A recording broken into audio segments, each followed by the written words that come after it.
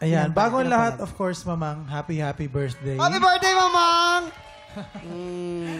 Thank you. Sige, Hazel, ayan, alam mo, napansin ko yung voice quality mo, malinaw. Napansin ko, siguro bukod sa maganda yung boses mo, napansin ko rin na parang first time ko atang nakarinig ng female version ng song na to. At nakakatuwa na parang, uy, pwede pala tong kantahin ng isang babae. Maganda palang magkaroon din ng female version nito. Yung aura mo sa stage, very pleasing ka panoorin, nakangiti ka, parang nag-e-enjoy ka lang habang nagpa-perform.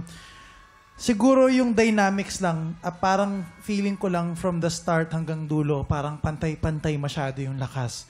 Pwede pang mas magkaroon ng art or ng kwento or ng dynamics yun. Kumbaga pwede mong laruin para mas maging mas madrama pa yung pag-deliver mo ng song. Sa diction naman, siguro pwede pang i-workout. Hindi naman all the time mali yung pag-pronounce or pag-enunciation. May mga inconsistent lang sa yung minsan parang naiilang kang gawin yung to na what you mean to me instead of what you mean to me.